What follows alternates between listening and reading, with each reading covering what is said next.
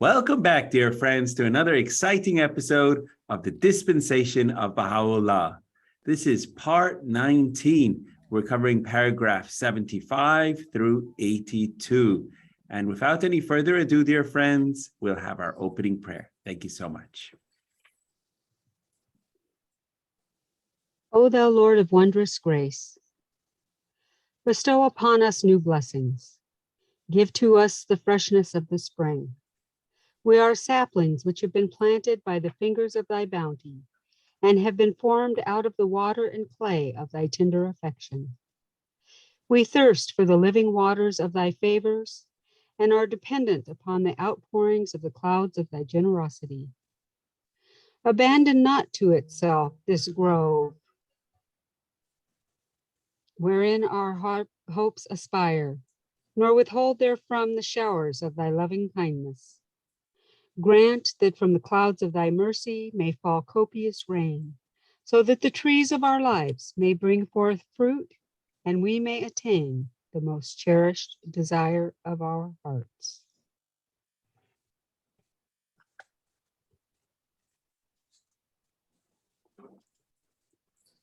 Beautiful, Ms. Darla. Thank you so much. It really is a privilege seeing your faces every week. I don't get to mention that enough. So I just want to say what a privilege and an honor it is to be with you every week, and per se, just be in your presence, not even per se to teach, just to be in your presence and be with you guys. So this week, we're continuing our study of the Dispensation of Baha'u'llah. And if this is your first week, shame on you. You should be already been watching and studying along already. No, I'm joking. So you should be already have the world order of Baha'u'llah. Okay? The world order of Baha'u'llah is selected letters of the beloved guardian. Okay? And we are studying the Dispensation of Baha'u'llah. Okay? And the Dispensation of Baha'u'llah is a letter that starts on page 97, okay? Page 97 of the World Order of Baha'u'llah. And we are right now in our study of the Dispensation of Baha'u'llah, we are on page 134, okay? This is in the section of ʻAbdu'l-Bahá. So we've already covered the section of Baha'u'llah, and we also covered the section of the Blessed Bab. And now we have entered the section entitled ʻAbdu'l-Bahá, in which the beloved guardian is in the Dispensation of Baha'u'llah, presenting the fundamental verities of what the Baha'i faith stands for. So he is already very in explicit and clear language stated who Baha'u'llah is, who the Blessed Bab is, and now in this section, he is clearly stating who ʻAbdu'l-Bahá is, okay?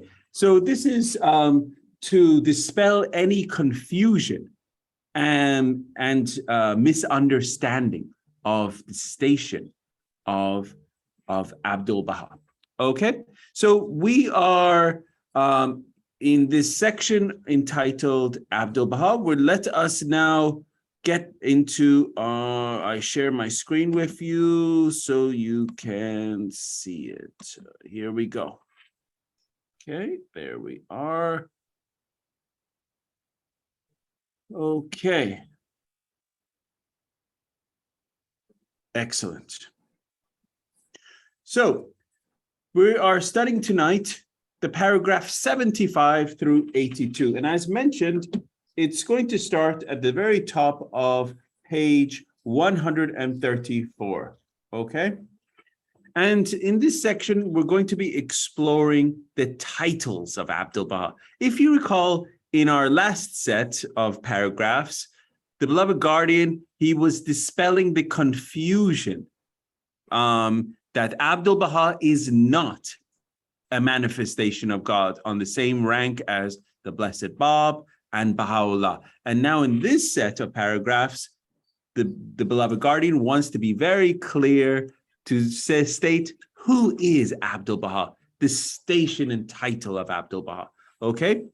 also that he is and always remains the center of the covenant of Baha'u'llah.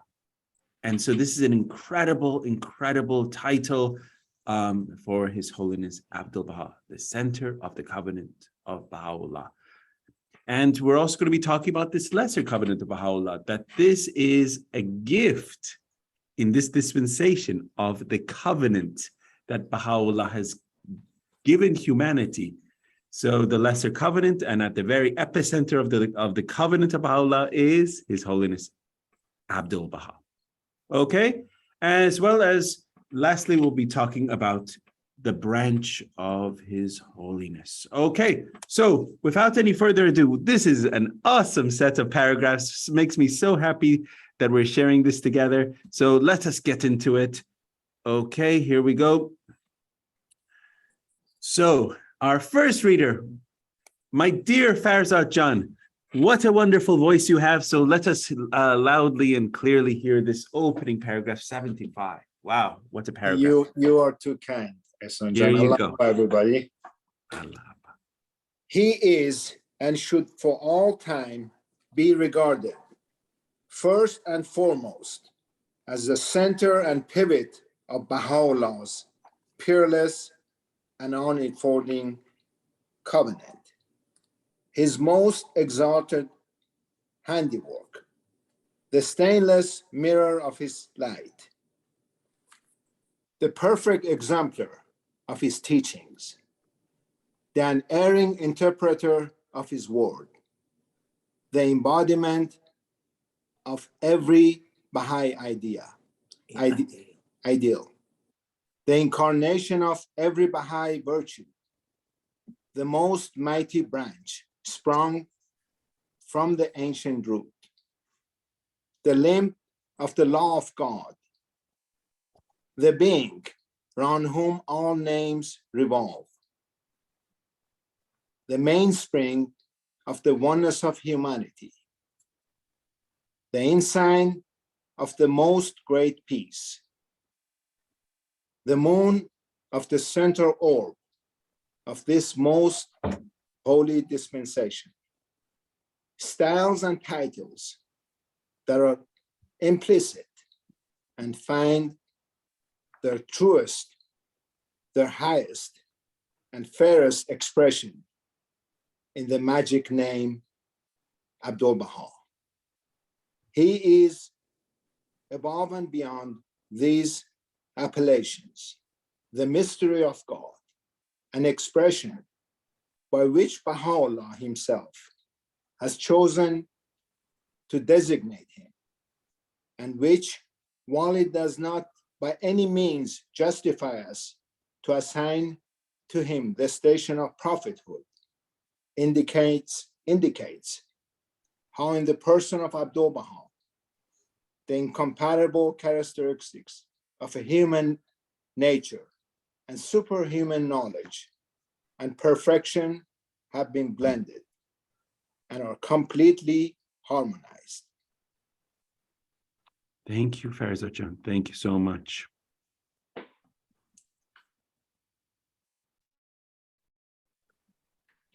All right. Zamruhi Jan, if you could carry on, paragraph 76. When the ocean of my presence hath ebbed, and the book of my revelation is ended, proclaim the ʻAbdu'l-Bahá. Turn your faces towards him whom God had purposed, who hath branched from this ancient root. And again, when the mystic dove will have winged its flight from its sanctuary of praise, and sought its far-off goal, its hidden habitation, refer ye whatsoever ye understand not in the book to him who had branched from this mighty stock. Excellent, excellent. All right. And we move to paragraph 77. Miss Claudia, if you could kindly read this one for us. Sure. Surely. In the ʻAbdu'l-Bahá, moreover, Baha'u'llah solemnly and explicitly declares, it is incumbent upon the Afnan, and my kindred, to turn one and all their faces toward the most mighty branch. Consider that which we have revealed in our most holy book. When the ocean of my presence hath ebbed, and the book of my revelation is ended, turn your faces toward him whom God hath purposed, who hath branched from this ancient root. The object of this sacred verse is none except the most mighty branch, ʻAbdu'l-Bahá. Thus have we graciously revealed unto you our potent will, and I am verily the gracious, the all-powerful. Beautifully read, Miss Claudia. Thank you so much. All right, and we move to paragraph 78. And as always, dear friends, we're going to go through these in much greater detail in our study. So let's go to paragraph 78. Dear Doug, if you could kindly read this one for us. In the Suri Gushan, tablet of the branch, the following verses have been recorded. There hath branched from the Sadrutul Muntaha, this sacred and glorious being, this branch of holiness. Well is it with him that hath sought his shelter and abideth beneath his shadow. Verily, the limb of the law of God hath sprung forth from this root, which God hath firmly implanted in the ground of his will, and whose branch hath been so uplifted as to encompass the whole of creation. Magnified be he, therefore, for this sublime, this blessed, this mighty, this exalted handiwork.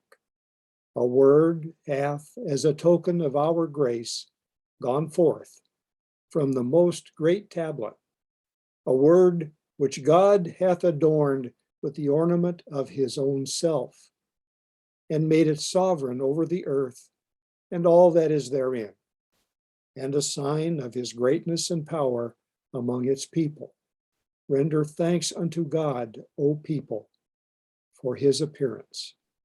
For verily, he is the most great favor unto you, the most perfect bounty upon you, and through him every moldering bone is quickened.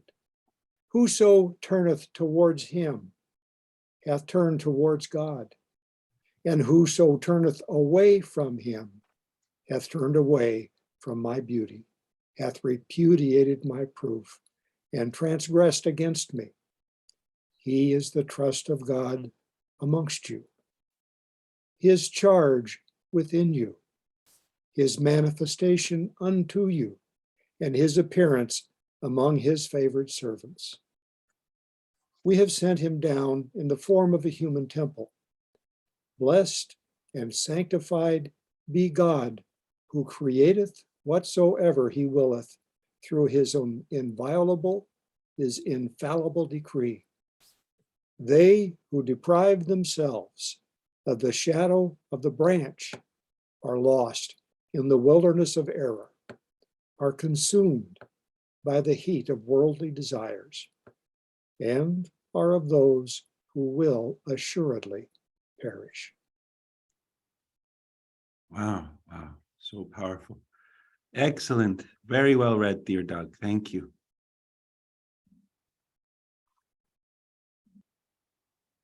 Miss Luann, could you kindly read this if possible? May I pass, please? Of course, Miss Luann. Thank you. All right. And let us go to Miss Yuda. Could you read this one?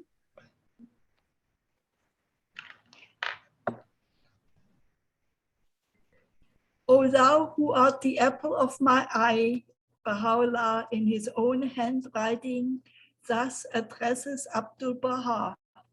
My glory, the ocean of my loving kindness, the sun of my bounty and the heaven of my mercy rest upon thee.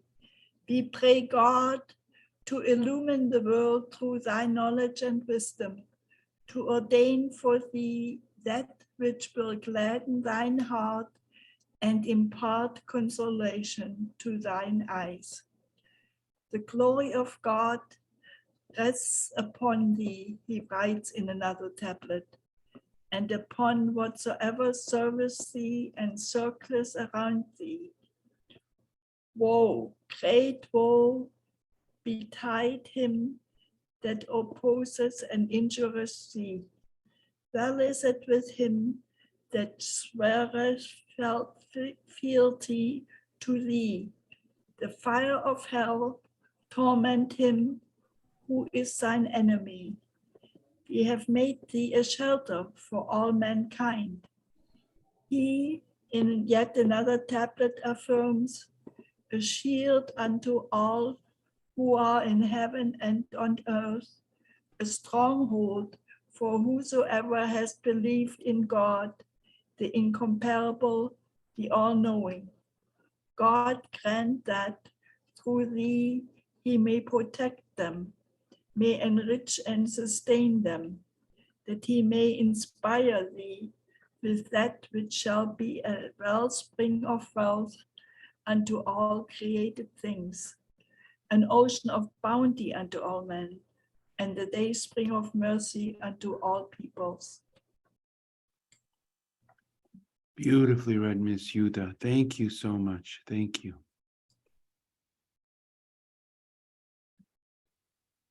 All right, and I'll read paragraph 80.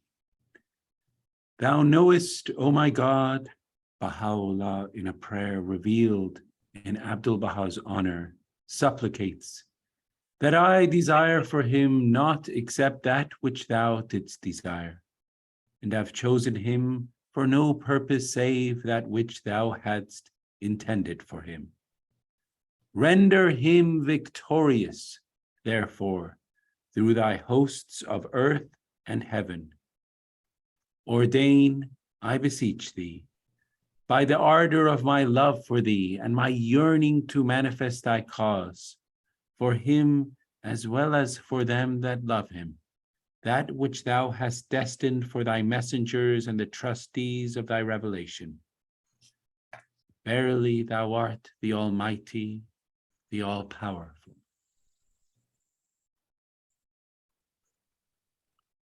And we move to paragraph 81.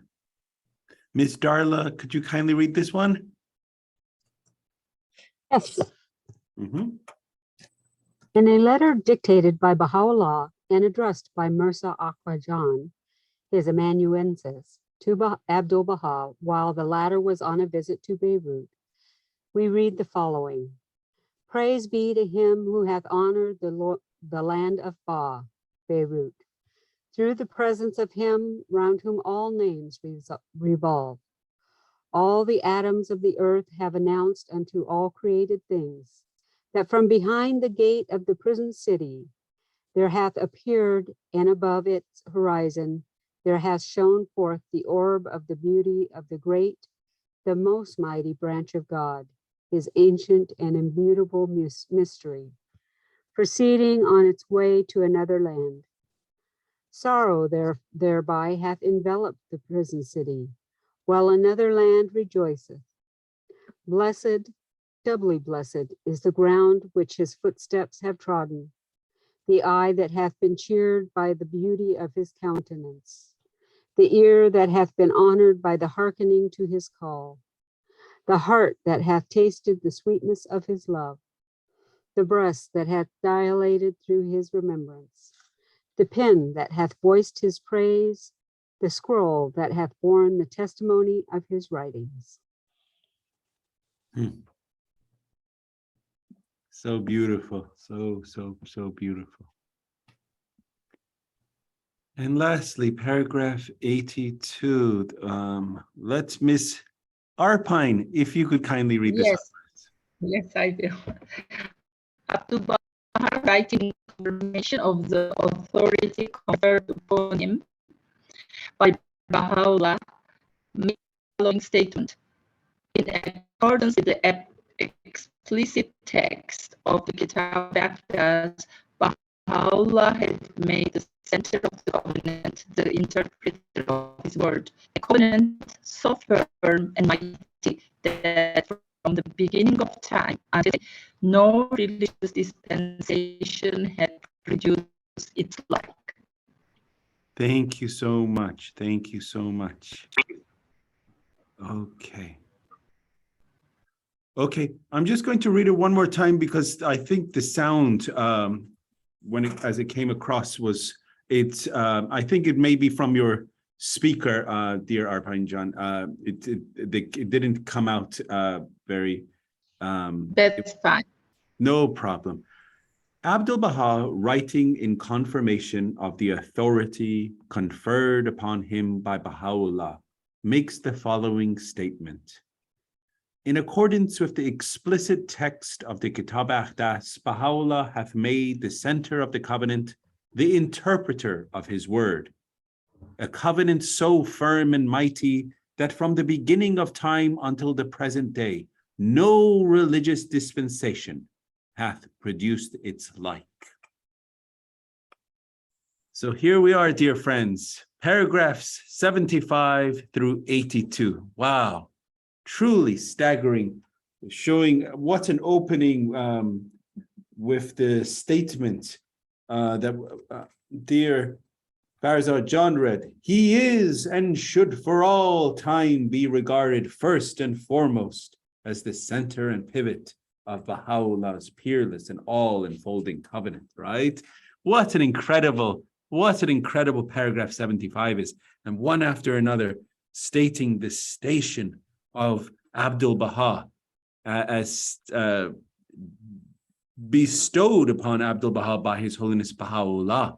And so one after another, from either from the Kitab Aqdas or from the Surah Ghusna, the tablet of the branch, one after another. And then even from this beautiful tablet that we read earlier, it's, "O thou who art the apple of mine eye." What a tender and loving tribute of a father to the son. It's what, "Oh thou who art the apple of mine eye." It's like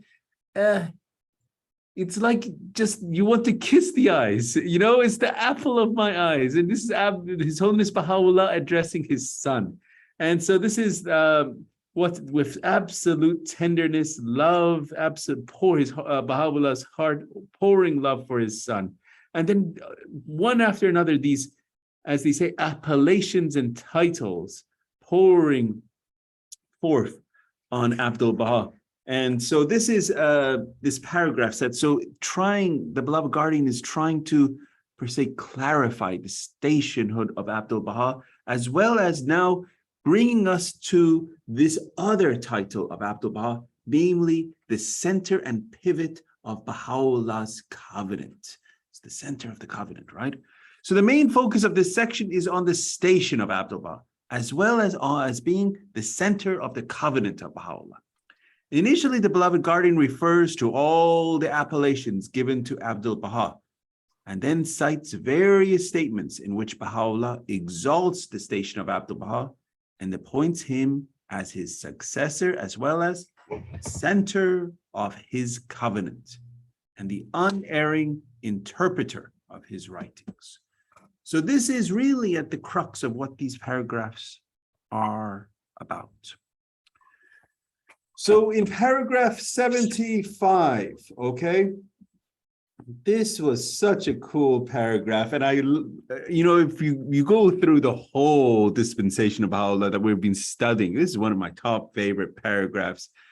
And just because it's so wow regarding the station of ʻAbdu'l-Bahá, what appellation after title, all these titles of ʻAbdu'l-Bahá. And then at the very end, he says, he is above and beyond these appellations, all these great titles. So what does he say? The mystery of God. So what is mystery of God? This is the title, Sira'ullah, mystery of God, Sira'ullah, conferred on ʻAbdu'l-Bahá by Baha'u'lláh. So this is a title that Baha'u'lláh gave ʻAbdu'l-Bahá, Sira'ullah, the mystery of God. And it's an expression by which Baha'u'lláh himself has chosen to designate him, and which, while it does not by any means justify us to assign to him the station of prophethood, indicates how in the person of ʻAbdu'l-Bahá it's the incompatible characteristics of this human nature and superhuman knowledge and perfection have been blended and are completely harmonized. So it's not just that he's superhuman knowledge. It's not like he's an incredibly clever person, but he also has the complete perfection also. So this is the complete perfection as well as the superhuman knowledge. And even above all of that is this characteristic and uniqueness that we call ʻAbdu'l-Bahá. So this is the mystery of God. Another thing that, as we were going through these paragraphs, is this lesser covenant. The lesser covenant is made between a manifestation of God and his followers, according to which they will accept his appointed successor after him. So in this dispensation, the dispensation of His Holiness Baha'u'llah, we have been infinitely blessed with this lesser covenant from His Holiness Baha'u'llah. As his lesser covenant, Baha'u'llah in the Kitab Aqdas commands his followers to turn to His Holiness ʻAbdu'l-Bahá after his passing. And we read the extracts that the beloved guardian has cited in the dispensation of Baha'u'llah, to turn as my ocean have ebbed, meaning after my passing, turn towards the most great branch, right? So we have to turn towards ʻAbdu'l-Bahá. The lesser covenant was later extended by ʻAbdu'l-Bahá when he appointed the twin crowning institutions of the guardianship and the Universal House of Justice as his successors, and Shoghi Effendi, his grandson, as the guardian of the Baha'i faith. And this is in the will and testament of ʻAbdu'l-Bahá. So the lesser covenant was later extended. As we all know, the will and testament of ʻAbdu'l-Bahá is per se a supplementary part of the Kitab Aqdas. And this is in the words of the beloved guardian, is considered a supplementary part of the Kitab Aqdas because it's all part of one unfolding revelation. And so this is how where the beloved guardian is now appointing these twin crowning institutions, namely the guardianship as well as the Universal House of Justice. And then coming up, the next section of the dispensation of Baha'u'llah is the administrative order. And the beloved guardian in the administrative order addresses these twin institutions, the guardianship as well as the Universal House of Justice. So this will also be very interesting coming up when we address these and talk about these twin crowning institutions. His Holiness ʻAbdu'l-Bahá is the center and the pivot of Baha'u'llah's peerless and all-enfolding covenant. So this is something just to think about the terminology, the words. Every word is so important here. Center. If something is at the very center, right? It's so important. It's per se the very heart of it, right? The center. But pivot is something is on a pivot. It means the weight of it is focused also on it, right? It is held together, but on that pivot.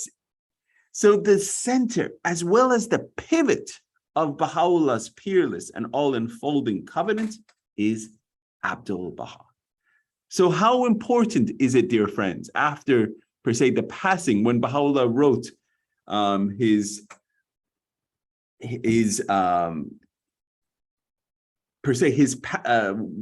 Baha'u'llah's will and testament, to turn to ʻAbdu'l-Bahá. How important it is when it says ʻAbdu'l-Bahá is the center of the covenant, as we dear friends, should turn to ʻAbdu'l-Bahá, right? So how important is that he is the center of this all-enfolding covenant? And then in the Surah Qusna, the tablet of the branch, ʻAbdu'l-Bahá is referred to as the branch of the Sadratul Muntaha, the tree beyond which there is no passing. So we're going to look at what is Sadratul Muntaha. We're going to look at the tree beyond which there is no passing. And he is referred to as the branch of that tree. So these are very interesting. It is our dear friend Riaz John, who has been in many of our classes. I don't know if he is with us tonight.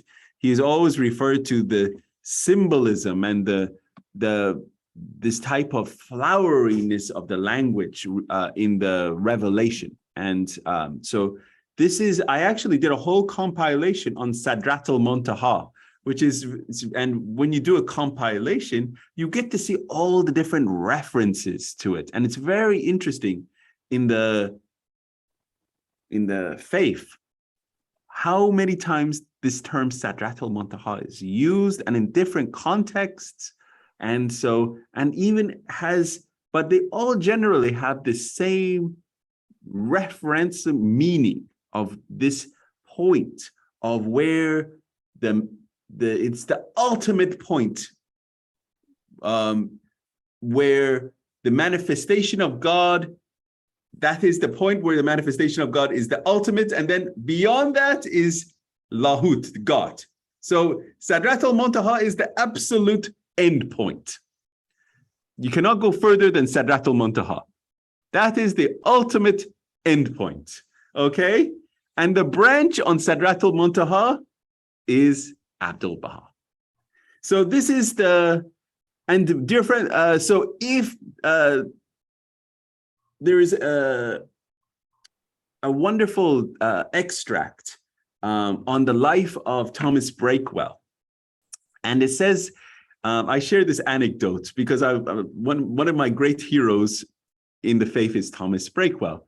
And Thomas Breakwell was a very early believer in the time of His Holiness ʻAbdu'l-Bahá. And he was very short time Baha'i.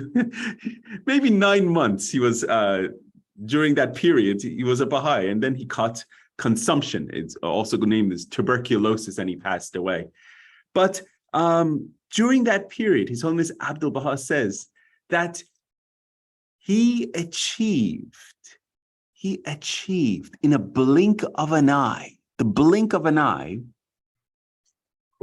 traversed all the worlds of God, and reached Sadrat al-Muntaha. This is an incredible thing. And if you look up the story of Thomas Breakwell, so if you think about the countless and infinite worlds of God to come, and imagine this. What an incredible, luminous believer Thomas Breakwell was, that he went and traversed all the worlds of God and reached the threshold of Bahá'u'lláh. And so this was the love. And if you just look up the love tablet of ʻAbdu'l-Bahá to Thomas Breakwell. I encourage you to read it. And ʻAbdu'l-Bahá designed that tablet to make the friends cry. He actually wrote it to make you feel the emotion of sadness, because ʻAbdu'l-Bahá's heart was overwhelmed with sadness at the loss of Thomas Breakwell, because what a believer. He was the first English Baha'i, was Thomas Breakwell. So I just wanted to share that this is, when we talk about Sadrat al-Muntaha, it's not like, dear friends, we cannot reach that point. The friends will eventually reach the threshold of Bahá'u'lláh, traversing the worlds of God. But even in this world, the purity of the heart, it is, ʻAbdu'l-Bahá said that even as an individual, Mr. Thomas Breakwell, achieved that. So yes, it is possible. So just wanted to share that anecdote, okay? So dear friends, let us get now into all these incredible titles. And so these are some titles that are shared in paragraph 75 on the beloved guardian is portraying this complex, this mystical station and the function of ʻAbdu'l-Bahá by referring to. Now, these, dear friends, are just some of the various appellations, titles attributed to him. The beloved guardian, also in God Passes By, has listed these, okay? So the center and pivot of Baha'u'llah's peerless and all-enfolding covenant. This one, dear friends, I want you to memorize these, and think about these titles. This is one that I want you to remember, the center and pivot of Baha'u'llah's peerless. What does peerless mean? It cannot be compared to anything else. So peerless means incomparable. It does not have a peer. Peerless and all-enfolding covenant. His, namely Baha'u'llah's, most exalted handiwork. Now, this is so cool. I always imagine ʻAbdu'l-Bahá as a creation of Baha'u'llah, molded from the hands of the most great, per se, pottery maker. There was an artist, the most great artist and the most great painter has his greatest creation is ʻAbdu'l-Bahá. And this is the most great gift to the world is ʻAbdu'l-Bahá. His most exalted handiwork is ʻAbdu'l-Bahá. And so this is who ʻAbdu'l-Bahá is. This stainless mirror of his, namely Baha'u'llah's light. All of us are stained mirrors. We're imperfect mirrors. So if someone wants to say, what are you or who are you? You're a stained mirror. That's what you are. But that's why every day we have to work on polishing our mirrors. That's what, when we studied Advent of Divine Justice, rectitude of conduct, chaste and holy life, freedom from racial prejudice, it's all about polishing the inner mirror, right? ʻAbdu'l-Bahá already got that down. He is, and for all time, will be the perfect exemplar, the stainless mirror of Baha'u'llah's light. He is, and for all time will be, that stainless mirror. He is the perfect exemplar of Baha'u'llah's teachings. It is, so, and moving on in paragraph 75, he is the unerring interpreter of Baha'u'llah's word. Unerring, infallible, cannot make a mistake, unerring. So, his word is divine word. It is infallible, unerring. So his interpretation is free from mistake. The embodiment of every Baha'i ideal. So if someone asks, what does the Baha'i faith stand for? What does the Baha'i faith look like? All you have to do is just look to the example of ʻAbdu'l-Bahá, because he is the physical incarnation of every Baha'i ideal. Just look to the example, life, teachings, words of ʻAbdu'l-Bahá. He is the embodiment of every Baha'i ideal. He is the incarnation of every Baha'i virtue, the most mighty branch sprung from the ancient root. This is why, dear friends, when we talk about these, qualities and attributes of ʻAbdu'l-Bahá, and it's so important to study the life and teachings and words of ʻAbdu'l-Bahá, because that way, when we say the embodiment of every Baha'i ideal, the incarnation of every Baha'i virtue, he is in reality what the Baha'i faith is. He is the walking Baha'i faith. You follow?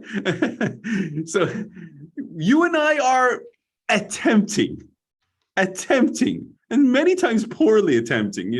We're just trying. We're just trying our best to be Baha'is.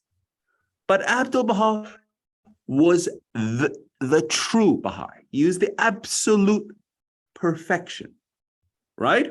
So the reality is, that's why we have to look to the exemplar to mold ourselves. And to look to that, to see how can I work on myself? What can I do? So it's very important to look to the, as they say, look to the light to get out of the darkness, right? You got to look to the light. And so to find out what mistakes you're doing in your own inner life. Other titles mentioned in this paragraph 75. Oh, Miss Claudia, you have a hand up. Wonderful. Please, Miss Claudia. Oh, I just am always fascinated by the pivot, Mm, the center in the pivot of Baha'u'llah's covenant. In the pivot is being the point around which the faith revolves. right. Absolutely. Yeah, that's exactly right. Yeah. Yeah. And this is something that I encourage you to, in your own personal study of ʻAbdu'l-Bahá. And I encourage you to read ʻAbdu'l-Bahá, The Center of the Covenant by Hassan Baliuzi. What a masterpiece. I encourage you, just, it's online. Actually, you can source it online. But if you don't have a copy, I encourage you to get a copy and read ʻAbdu'l-Bahá, The Center of the Covenant of Baha'u'llah. What a masterpiece. And it brings your heart closer, not only historically, the episodes of ʻAbdu'l-Bahā's life, but who was ʻAbdu'l-Bahá? What did he go through? And how did he go through it? All these sufferings. And what face did he put on, He was a prisoner.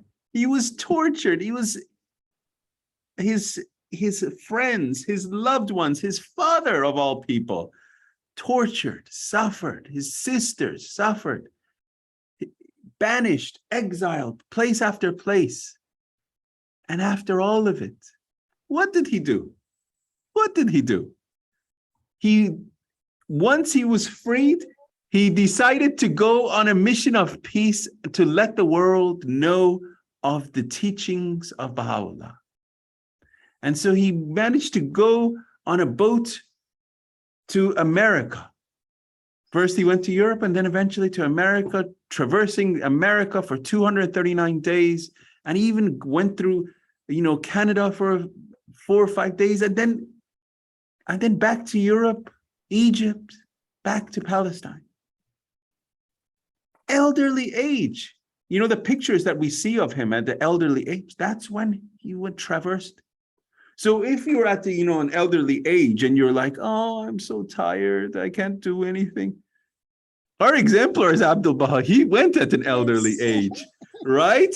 So what are you doing? Right? And he went through prison and all these things. So you have to think, what can you do more? And if you're not elderly, then God knows you got to do more. So the reality is, how much more can you sacrifice? This is what the faith is. The faith is come for you to say, what can I offer Baha'u'llah? What can I offer? In the end, when we're all in front of him, when it's our, per se, moment, because God knows eventually that will all come to us. We will all be in front of him. And he will say, what have you offered? And that is the time. As they say in the biblical scriptures, that's called Judgment Day. What have you offered? And the most important thing that you can offer is your time. How much sacrifice of your time can you offer him? And so that's really important. Anyway, these are the other appellations mentioned in paragraph 75. The limb of the law of God, the being round whom all names revolve, the mainspring of the oneness of humanity.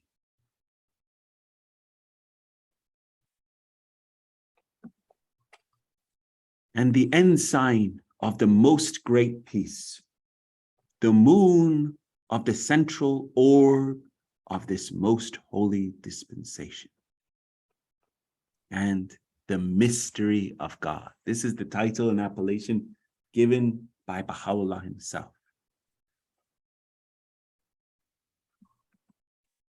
So the mystery of God, Sira'ullah, was conferred on ʻAbdu'l-Bahá by Baha'u'llah himself during the period of his residence in Baghdad. The beloved guardian Shaykh Effendi states that while this title does not by any means justify us to assign to the incompatible characteristics of a human nature and superhuman knowledge and perfection have been blended and are completely harmonized. So he is beyond even the mystery of God. Do you follow? This is the title and appellation that His Holiness Baha'u'llah has given. He's the mystery of God.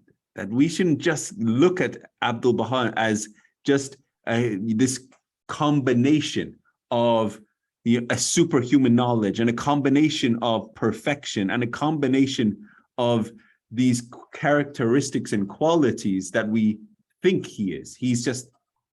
But he is just so much more. But we always have to remember, he is not a manifestation of God. He's not a prophet in those sense, but he is the most great handiwork of Baha'u'llah. So we have to find out and explore ʻAbdu'l-Bahá more. We always have to go to the writings of the beloved guardian, as well as his own words and teachings, as well as his life, right? I haven't obviously, this is coming from God Passes By, but to get a more and larger picture of who ʻAbdu'l-Bahá is, I encourage you to read the words of ʻAbdu'l-Bahá, as well as read the stories of ʻAbdu'l-Bahá. And so to find out this more about who he is. So in God Passes By, the beloved guardian refers to some of these titles and identifies the tablets in which they have been conferred on ʻAbdu'l-Bahá. And this section of God Passes By is cited below, and the titles and sources are bolded for emphasis. So these are the titles. Yes, Miss Claudia, did you want to say anything? Oh, you're unmuted. Sorry about that. Okay. Excellent.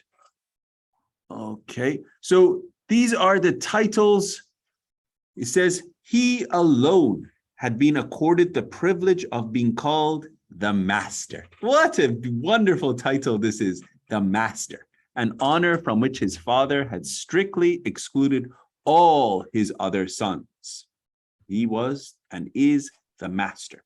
And upon him, that loving and unerring father had chosen to confer the unique title of Sira'ullah, the mystery of God.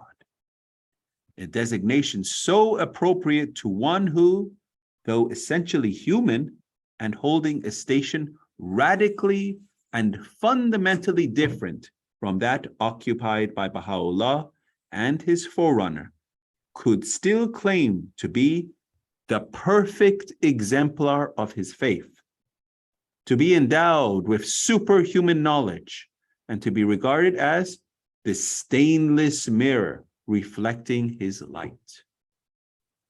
So no, he was also the mystery of God.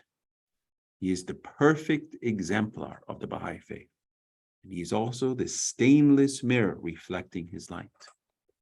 To him, whilst in Adrianople, that same father, namely Baha'u'llah, had in the Surah Qusna tablet of the branch referred as this sacred and glorious being, this branch of holiness, as the limb of the law of God, as his most great favor unto men, as his most perfect bounty conferred upon them, as one through whom every moldering bone is quickened, declaring that whoso turneth towards him have turned towards God, and that they who deprive themselves of the shadow of the branch are lost in the wilderness of error. To him, he, while still in that city, had alluded in a tablet addressed to Haji Muhammad Ibrahim Khalil as the one amongst his sons, from whose tongue God will cause the signs of his power to stream forth, and as the one whom God hath specially chosen for his cause. So not only did the beloved guardian in this extract from God Passes By, per se painstakingly place all the titles here of ʻAbdu'l-Bahá, but he also went, as they say, above and beyond and cited the sources from who said what. And so he said, this is from Bahá'u'lláh, this is from the tablet of the branch, this is from the tablet addressed to Haji Muhammad Ibrahim Khalil. So he's citing the sources. So anyone that would say, well, I'm not sure about, where is the source? Where is the source on that? Here, the beloved guardian wanted to absolutely, unequivocally state the title and station of ʻAbdu'l-Bahá in God Passes By. Now, moving on, dear friends, to this other, per se, fundamental verity of, per se, the faith of God, the lesser covenant, which is, oh, my chubby fingers, what has happened? Oh. Okay. Sorry about that. There we go. I don't know why these things happen. Okay, so the lesser covenant of Baha'u'lláh is a unique facet in this dispensation. And this is, in this dispensation, we have the privilege that Baha'u'lláh has wrote his will and testament in the Kitab-ʻAd. And in the Kitab-ʻAd, that is where he is the book of my covenant, and he proclaims that ʻAbdu'l-Bahá is the one that will be, per se, his, per se, the one after him will be the one to take on the reins of the Baha'i faith. And then, so this is the lesser covenant of Baha'u'lláh. Okay, so this is unique. There are many types of religious covenants, but the source of all is the eternal covenant. This is the recognition of and response to God through whomsoever he has manifested himself. So the majority of religious covenants primarily govern our development and behavior. There are, however, two major covenants which are concerned with the succession in a particular religion and how it is linked to religions before and after it. In the chain of the progressive revelations from God, in the Baha'i writings, they are referred to as the Greater Covenant and the Lesser Covenant. Okay, the Greater Covenant and the Lesser Covenant. You most likely know these things, right? This is, as they say, you've heard of these terminologies, but just want you to, as they say, bring you up to speed. So the Greater Covenant is made between every manifestation of God and his followers. They're promising that in the fullness of time, a new manifestation will be sent, and taking from them the undertaking to accept him when this occurs. So it's a promise that in the fullness of time, a new manifestation of God will be sent, and taking from them the undertaking to accept him when this occurs. This is the Greater Covenant. That God has not left his creation alone. He loves his creation. That in the fullness of time, ere long, 1,000 years, at least 1,000 years, he will send another divine light. And that divine light, when that appears, it is upon the role and duty of his followers to turn towards that light. This is the covenant. This is why it's called this unfolding revelation, this progressive revelation, right? Progressive revelation. It's not stagnant. It's not ending with His Holiness Baha'u'lláh. It is a gift that our Lord, his God, has said, has out of his love, I loved thy creation, hence I created thee. I loved thy creation, hence I created thee. Wherefore do thou love me, that I may name thy name and fill thy soul with the spirit of life. This is it's a contract of love. That's what a covenant is. It's a contract of love. I loved thy creation, hence I created thee.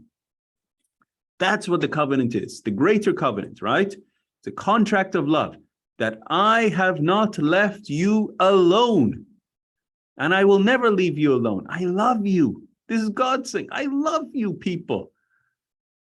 But love me in return when I return, because I'm not leaving you guys alone. So love me in return. Don't forget about me. Don't turn back to the dust. Right? So here's another, I'm not sure about this artwork on the left. This is from the person who made this slide. But it says the greater covenant, the concept of a covenant and the greater covenant. This is from the writings. It says, the Lord of the universe have never raised up a prophet, nor hath he sent down a book, unless he hath established his covenant with all men, calling for their acceptance of the next revelation and of the next book, inasmuch as the outpourings of his bounty are ceaseless and without limit. So this is what the greater covenant is. They have never raised up a prophet, nor have sent down a book, unless he have established his covenant with them, saying there was going to be another one. Christ said, there's going to be one after me, right? So every one of them as mentioned earlier, a good 85% of the Quran is talking about the Qayyam. We talked about that earlier. We talked about how many times they mention the one who will come after me. This is all about the greater covenant. Now, the lesser covenant. The lesser covenant is made between the manifestation of God himself and his followers. Okay? So the first one was the greater covenant between God and humanity. Now, the lesser covenant is between the manifestation of God and his followers. You follow? So the lesser covenant is between the manifestation of God and his followers, according to which they will accept his appointed successor after him. If they do so, the faith can remain united and pure. And if not, the faith becomes divided and its force spent. So this is from the supreme body, the universal house of justice. This is how it says they will accept his appointed successor after him. So this is where the manifestation of God appoints someone after himself. Okay, this is the lesser covenant. And in the Kitab Ad, Baha'u'llah explicitly appoints His Holiness ʻAbdu'l-Bahá. So this is part of the lesser covenant. He appoints him as the center and pivot of Baha'u'llah's unfolding peerless covenant. So Baha'u'llah defines his lesser covenant in the statements in these paragraphs 76 and 77, right? So I'm going to let our dear friend Doug read this.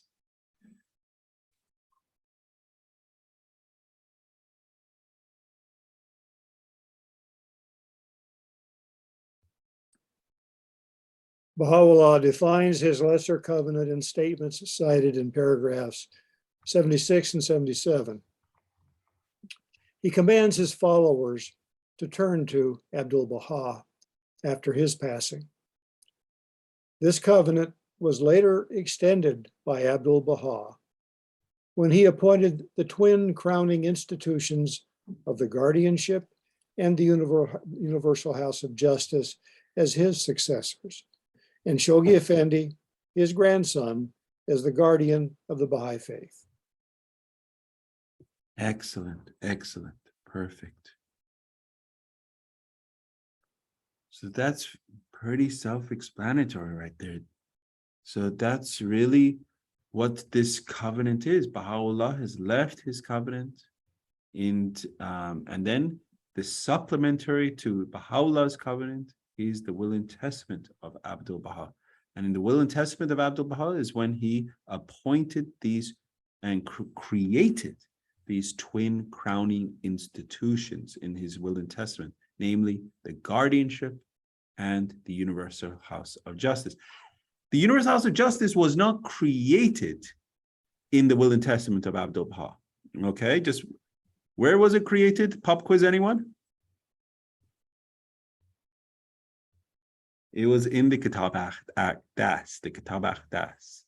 So, but it was mentioned in conjoining in the will and testament of ʻAbdu'l-Bahá. Okay, so it is elaborated on in the will and testament of ʻAbdu'l-Bahá. Okay, so in the Kitab Aqdas, it is mentioned in the most holy book. Okay, very good. Moving on.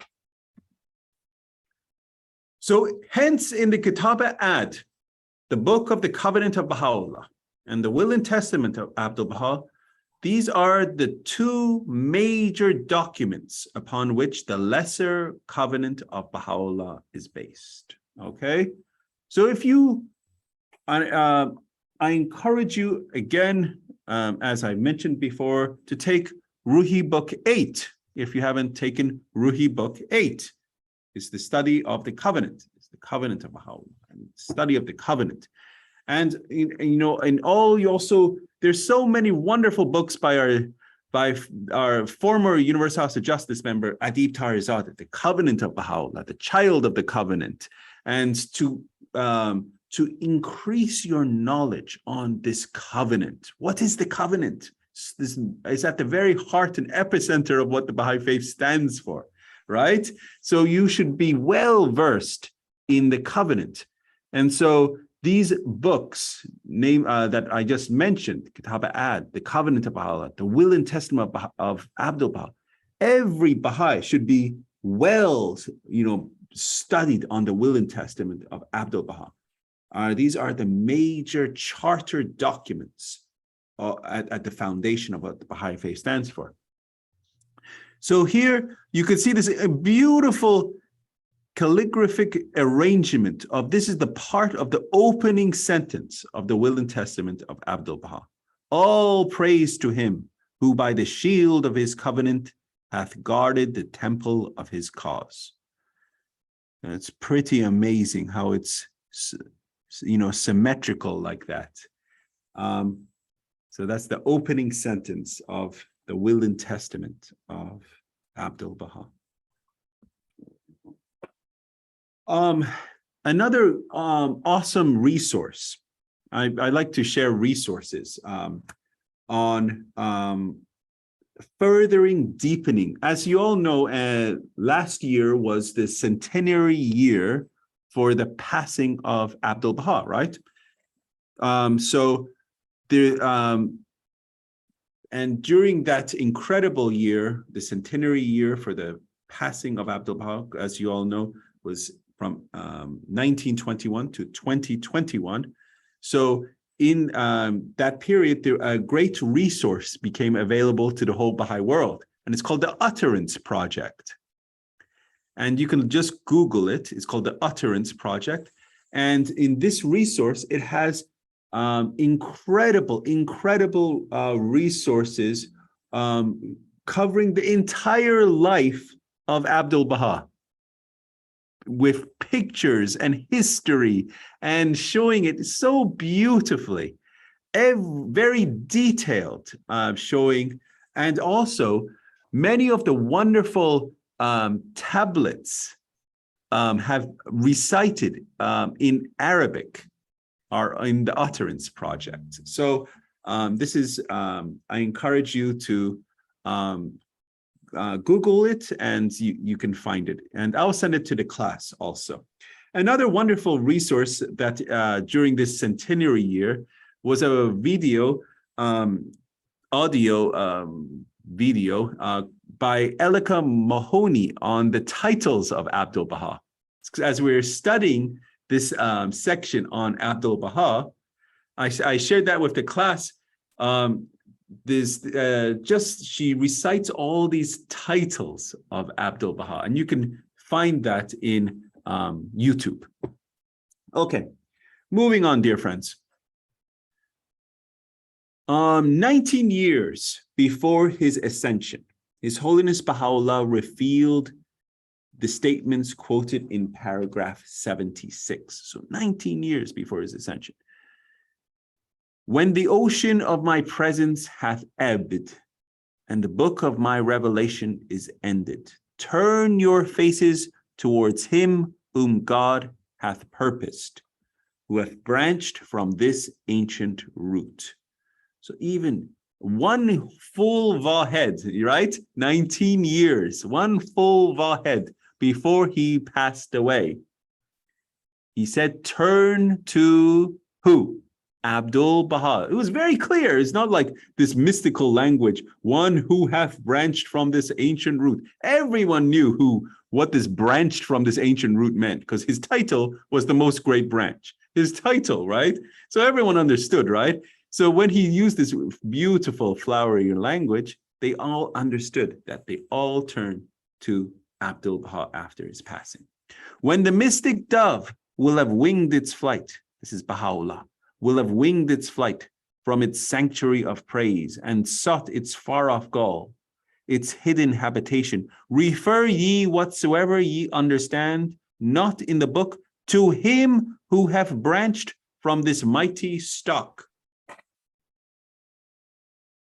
So again, turn towards the most great branch.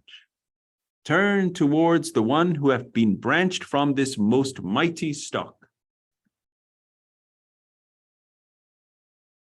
So twice here in this simple slide, turn towards ʻAbdu'l-Bahá, turn to him. And here again, I'm going to let our dear friend, Miss Marianne, read this one for us, if she could so kindly read this. All right. When the ocean of my presence has ebbed, and the book of my revelation is ended, turn your faces toward him whom God has purposed, who has branched from this ancient root. Its meaning briefly is this, that after my ascension, it is incumbent upon the Axon, the Afnan, and the kindred, and all the friends of God to turn their faces to him who has branched from the ancient root. Okay, pause there, Marianne. Excellent. So you can see in blue, this is from Kitab Aqdas. That was what we just read, right? And here, this is all coming from selections from the writings of ʻAbdu'l-Bahá. So here, ʻAbdu'l-Bahá is actually explaining in detail what these words of Baha'u'llah mean. He's saying, this is the words of ʻAbdu'l-Bahá. It says, it means that after my ascension, meaning Baha'u'llah's ascension, after he passes away, he's saying it is incumbent. It means it is a must upon the Aqsan. Who are the Aqsan? The family of Baha'u'llah. The Afnan, the kindred of the Blessed Bab, and the kindred, all the friends of God, to do what? To turn their faces to him who have branched from the ancient root, namely ʻAbdu'l-Bahá. So it is incumbent, it is a must. Excellent. Miss Marianne, please carry on. He also plainly says in the Kitab Aqdas, O ye people of the world, when the mystic dove will have winged its flight from its sanctuary of praise and sought its far-off goal, its hidden habitation, refer ye whatsoever ye understand not in the book, to him who has branched from this mighty stock. Addressing all the people of the world, he saith, when the mystic dove flieth away from the orchard of praise to the most supreme and invisible station, that is, when the blessed beauty turneth away from the contingent world towards the invisible realm. Refer ye whatever ye do not understand in the book to him who has branched from the ancient root. That is, whatever he saith is the very truth. Beautiful, Miss Marion. Thank you. Thank you. Very well read, as always. So here we are, addressing all the people of the world, right? This is ʻAbdu'l-Bahá saying, he says, when the mystic dove, who is this mystic dove? Baha'u'llah, right? When he flieth away from the orchard of praise to the most supreme and invisible station. Isn't that what beautiful allegorical language when this dove takes its flight? Saying when this mystic dove finally wings its flight, we should turn to what? To who? To him who hath branched from the ancient root. Again, him who hath branched from the ancient root. Same language, namely ʻAbdu'l-Bahá. So this is, again, both in Kitab Aqdas, turn towards ʻAbdu'l-Bahá. And here, ʻAbdu'l-Bahá says, that is, whatever he saith is the very truth. So anything ʻAbdu'l-Bahá says is the very truth. According to the beloved guardian Shaykh Effendi, in a tablet revealed during that same period and addressed to Mirza Muhammad Quli Sabzevari, Baha'u'llah has referred to ʻAbdu'l-Bahá as the gulf that hath branched out of this ocean that hath encompassed all created things, and has commanded his followers to turn their faces towards it. The gulf that hath branched out of this ocean that hath encompassed all created things. What an incredible title, and it's staggering, mind-blowing to think of these titles, right? An ocean, I've mentioned Baha'u'llah is the most great ocean. And then this gulf suddenly appears and he has to harbor the whole ocean. He is the gulf, and suddenly the whole ocean has to fill it and harbor it and encapsulate it. And that is ʻAbdu'l-Bahá. He is the gulf that hath branched out of this ocean and encompassed all created things. It is ʻAbdu'l-Bahá. The Lesser Covenant of Baha'u'llah is unique in religious history, as it has been explicitly set out by Baha'u'llah and ʻAbdu'l-Bahá in the Kitab Ad, as well as in the Will and Testament of ʻAbdu'l-Bahá, respectively. ʻAbdu'l-Bahá confirms the uniqueness of this covenant. So firm and mighty is our covenant that from the beginning of time until the present day, no religious dispensation has produced its like. So, dear friends, this is one of the fundamental verities of our faith, right? So if someone asked you, Farzad John, what is unique about this Baha'i faith? What is unique? How is it different than any other of the faiths? Very simply, in this dispensation, we are infinitely blessed with this covenant. And so then you can explain that in this dispensation, we have the covenant. And you can explain what the covenant is, that Baha'u'llah has bestowed upon ʻAbdu'l-Bahá. And after ʻAbdu'l-Bahá, it was the beloved guardian. And after the beloved guardian, we have the universal house of justice. Is this infallible, unerring interpretation of the cause, one after another. So this is per se, this is how the faith has remained intact and unified. All right. And moving right along, Miss Yuda, if you could kindly read this one for us. In paragraph 75, Shoghi Effendi states that ʻAbdu'l-Bahá is the center and pivot of Baha'u'llah's peerless and enfolding covenant. As explained, every manifestation of God makes a lesser covenant with his followers to accept his appointed successor after him. According to Bahá'u'lláh, ʻAbdu'l-Bahá is the center of the covenant he has made with his followers. So every single manifestation of God makes a lesser covenant.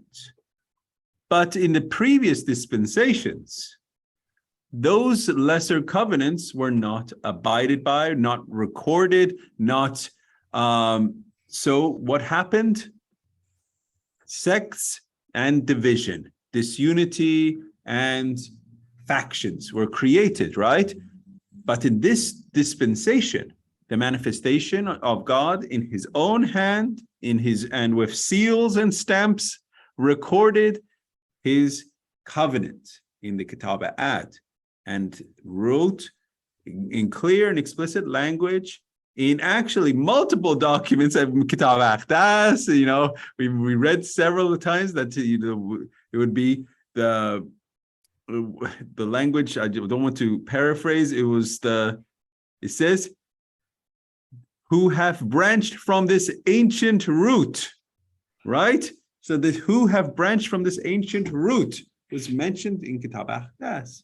And then it's mentioned in the ʻKitāb-i-ʻAd. So multiple times that ʻAbdu'l-Bahá is the center of Baha'u'llah's peerless covenant. So this is very, very clear. And so the aspect of division and disunity with the followers of Baha'u'llah did not happen like in the past faiths. And that's why in this unique dispensation, the beloved guardian said, this is a dispensation that is the day shall not be followed by night. You know, because this is a dispensation that has this incredible uniqueness of having this covenant protection, the protection of the covenant of Baha'u'llah.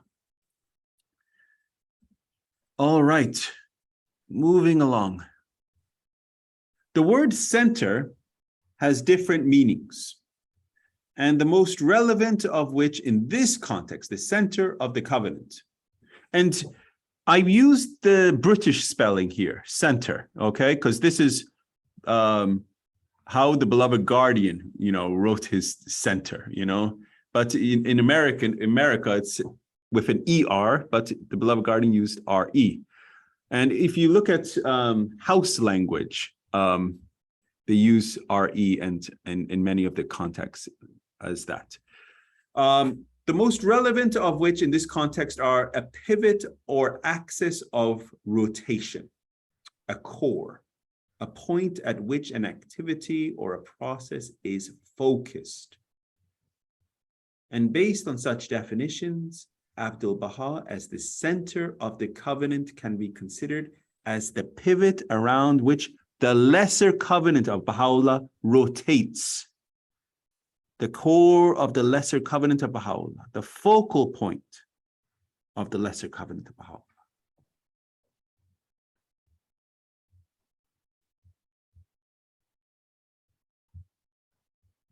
You know, I was thinking of what is ʻAbdu'l-Bahá? You know, I was thinking of how can you describe ʻAbdu'l-Bahá? How can you describe how? And I was thinking of His Holiness Baha'u'llah as being pure light, pure light. And what ʻAbdu'l-Bahá is that perfect crystal, that quartz per se. And he is the focus, the center and pivot of that quartz. And when that light hits it, right? For the first time, we see the rays of the light because he is the embodiment of every Baha'i ideal. He is the incarnation of every Baha'i virtue. So if we actually see the living proof of what a Baha'i life is, when the light of the manifestation of God hits that very center and pivot of his revelation, we see it. And how do we see it? It's only because he is so pure. And that is when that light hits that, per se, crystal. You see that, the analogy or what, mirror or whatever? And that's the reality of how pure ʻAbdu'l-Bahá is. And so then we see the full spectrum of all the colors. We wouldn't have ever seen all those full colors unless, it was ʻAbdu'l-Bahá. We see, different qualities and attributes in different people. We see, oh, this person's so generous. This person's so loving. I love that person. He's so awesome. But the full spectrum of every virtue is ʻAbdu'l-Bahá. And we see it in the purity of that analogy which I shared to you. Okay, and moving on. And good to have you, Riaz John. You joined us. Alapa. Okay, and almost at the end of our class, ʻAbdu'l-Bahá, in his role as the center of the covenant, has maintained the effective flow of the forces released through the revelation of Baha'u'llah towards achieving its mission. Through this covenant, the unity of the Baha'i community has been preserved, despite this fierce opposition of the enemies of the faith from within and without. ʻAbdu'l-Bahá confirms, this is such an incredible statement. Were it not for the protecting power of the covenant to guard the impregnable fort of the cause of God, there would arise among the Baha'is in one day 1,000 different sects. Okay, did you hear that? If it wasn't for this covenant, this inviolable, impregnable fort called the covenant of Baha'u'llah, this lesser covenant, this gift that Baha'u'llah has bestowed, ʻAbdu'l-Bahá assures us that in one day, 1,000 divisions would happen in his faith. So this is the incredibleness of the covenant of Baha'u'llah. And that's why I encourage you to study, deeply and with friends. What a gift, the House of Justice has given these institute books, and one of them is the Ruhi Book 8 on the covenant. So I encourage you to study deeply the covenant of Baha'u'llah. Okay, moving on. Paragraph 78. Now this is on the Surah al-Husna, tablet of the branch, right? The tablet of the branch. His Holiness Baha'u'llah is describing the origin of the reality of ʻAbdu'l-Bahá in this beautiful analogy. He refers to ʻAbdu'l-Bahá as a branch of the Sadratul Muntaha, the tree beyond which there is no passing, the tree that is equivalent to the sacred lote tree mentioned in the Quran, and is a symbol for the manifestation of God himself. So the Sadratul Muntaha is a symbol of the manifestation of God himself, right? And Baha'u'llah further describes his revelation as the root which has been established by God in the ground of his will, and ʻAbdu'l-Bahá as the main branch springing up from this root. This branch has been sent in the form of a human temple and is the most great favor and the most perfect bounty from God upon his creatures. It is intended as a shelter for the whole of mankind. ʻAbdu'l-Bahá is the most great gift, the most great favor. Favor is another word, is a gift, a bestowal. In fact, my name, Ehsan, means gift. It's a bestowal. It is the gift. And so ʻAbdu'l-Bahá, in essence, is the greatest gift Baha'u'llah has given his creation. And so the reality is, this is what he has given us, and this is the covenant. And ʻAbdu'l-Bahá is at the very center and heart of it. He is the pivot of this peerless covenant of Baha'u'llah. And this beautiful analogy that mentioned that he is that branch of the Sadrat al-Muntaha. Remember, this is the flowery language, and this is only trying to show the connection, but not that ʻAbdu'l-Bahá is a manifestation of God, but that he has that per se, that ʻAbdu'l-Bahá is a branch of that Sadrat al-Muntaha.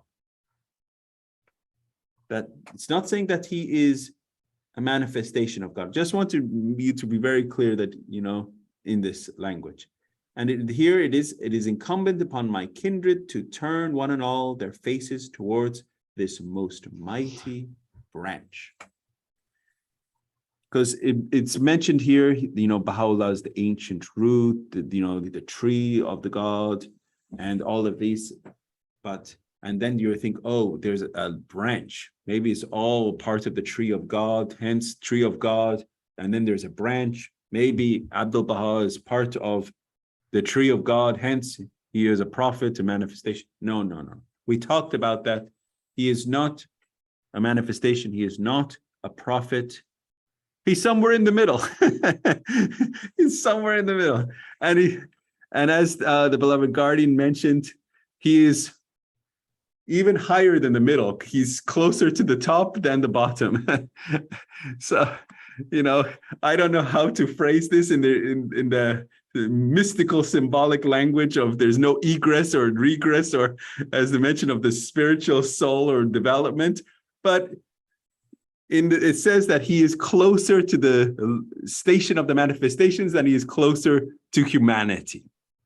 He is so elevated, and the station of ʻAbdu'l-Bahá, but he is not of the station of the prophets or manifestations in that sense. So this is the extract. I just made it bigger for you guys. There have branched from the Sadrat al-Muntaha, the sacred and glorious being, this branch of holiness. Well is it with him that have sought his shelter. Well is it with him, and abideth beneath his shadow. Verily, the limb of the law of God hath sprung forth from this root, which God hath firmly implanted in the ground of his will, and whose branch hath been so uplifted as to encompass the whole of creation. Magnified be he. Magnified means glory be unto him. May you be great, therefore, for this sublime, this blessed, this mighty, this exalted handiwork. I love this word, handiwork, because it's literally like Baha'u'lláh have molded and created this creation of ʻAbdu'l-Bahá. Isn't that awesome? I love that. It's what an awesome extract from Baha'u'lláh.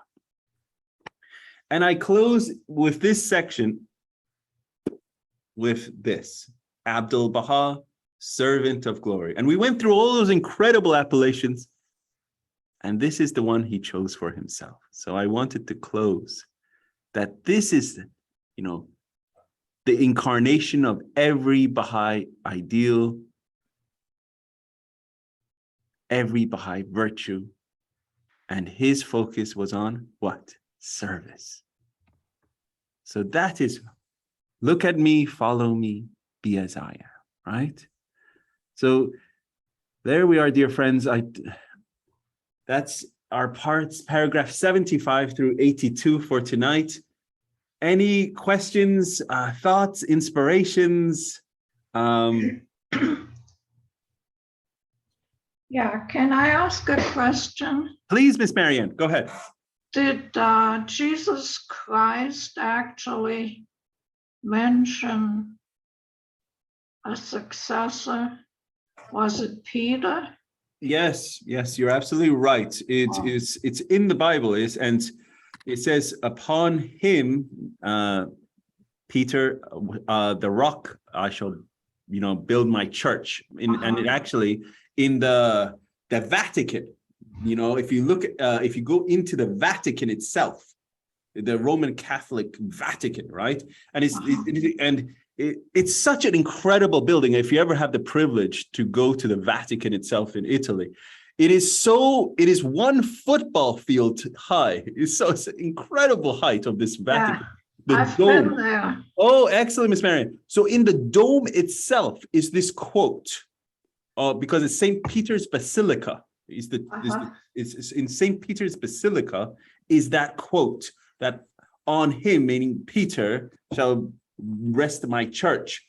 But remember, this was just an extract, one line, okay?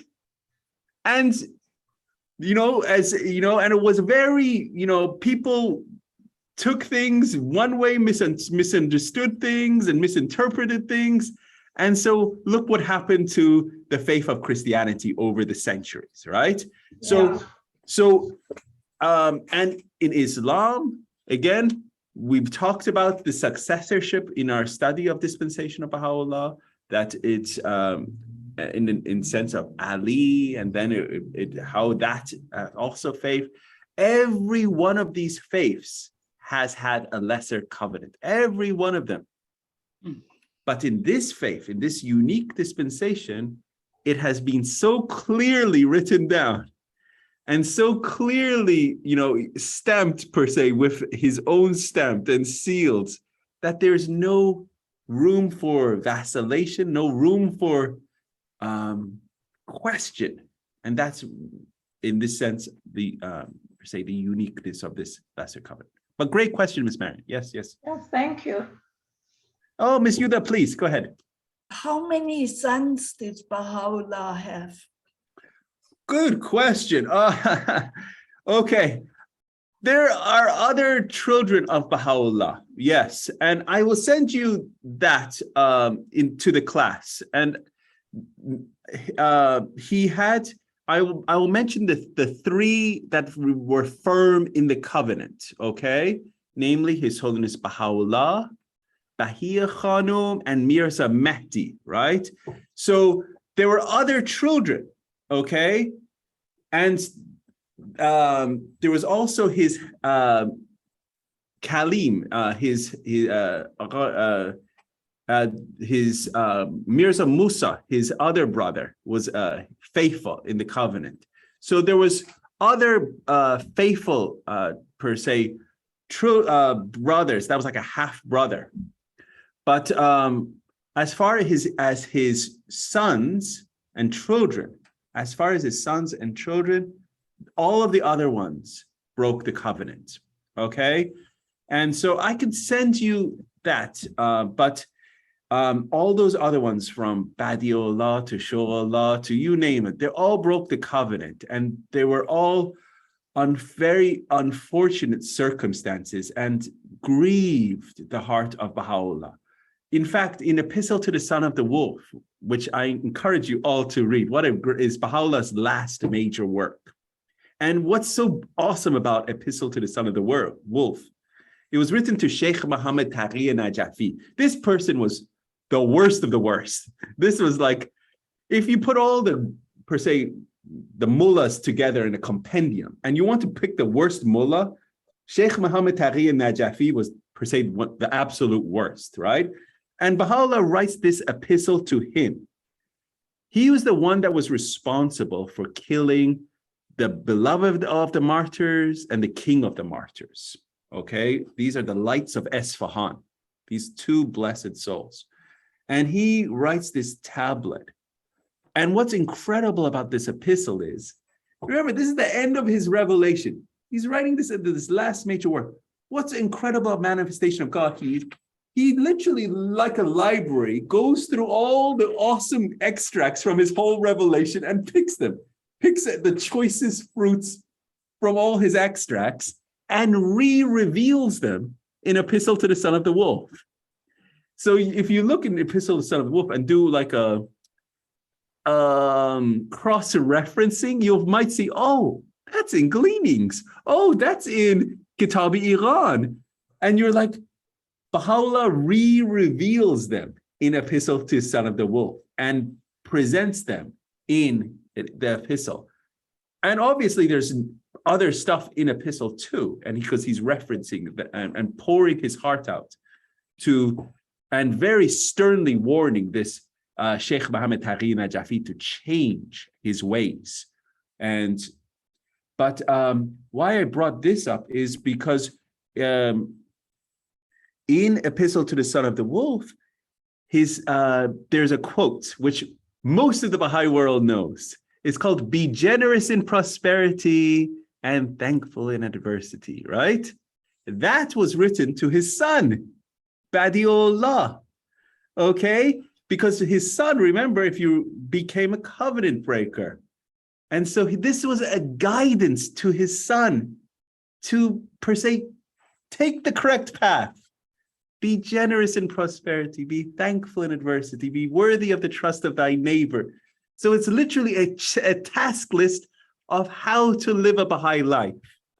And so when you're asking about the children of Baha'u'lláh, Baha'u'lláh, out of his absolute love, wanted even to his last penmanship, guide his own children, his own physical children, to, per se, turn to be firm in the covenant. And that extract was written to his son, Bahá'u'lláh, who eventually, he was so capricious. He was a covenant breaker, but then he went and turned against the covenant breakers and, said, all of them are bad. I swear my fealty to ʻAbdu'l-Bahá. And then he suddenly went back to the covenant breakers. So that is a very interesting story. And I encourage you to read the ʻAbdu'l-Bahá, the Center of the Covenant of Baha'u'llah, and by Hassan Baliusi. And you can read, learn the story of the children of Baha'u'llah in that. Anyway, are there any other questions before we close? We're a few minutes over. Yes, I've been reading the Baliusi's book myself. It's really very adventurous and very inspiring. Can you hear me? Yes, we can hear you. That you've been reading Hassan Baliusi's book. Excellent. Yes. I also send you an email. My email has changed. Would you kindly change my email? Of course. Just shoot me an email with your email address and I'll get that taken care of. I actually send you an email and I just put it in chat personally to you now. Okay, perfect. Thank you so much. Thank you. Okay. Can you see it in the chat? Let me see it. Okay. Yeah, generally I don't go to the chat in the middle of class. Okay, excellent. I'll get that taken care of. Okay, perfect. Okay.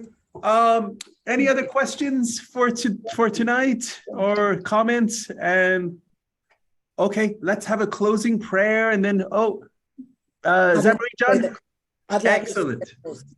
Thank you so much and wishing you all a wonderful evening. And your homework for this week, study, get closer to the example of ʻAbdu'l-Bahá. So that is your meditate on ʻAbdu'l-Bahá this week, okay? And think about ʻAbdu'l-Bahá in your studies, your prayers, okay? Because we're going to continue on that, okay? Zamri-Jan, you have the floor, please. O my Lord and my hope, help thou thy loved ones to be steadfast in thy mighty covenant, to remain faithful to thy manifest cause, and to carry out the commandments thou didst send down for them in thy book of splendors, that they may become banners of guidance and lamps of the company above, wellsprings of thine infinite wisdom, and stars that lead aright, as they shine down from the supernal sky. Verily, art thou the invincible, the almighty, the all-powerful, ʻAbdu'l-Bahá.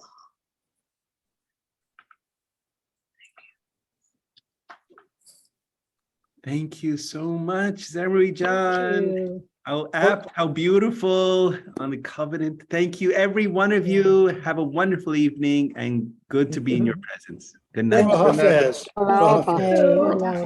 Thank you. Good night. Thank you so much.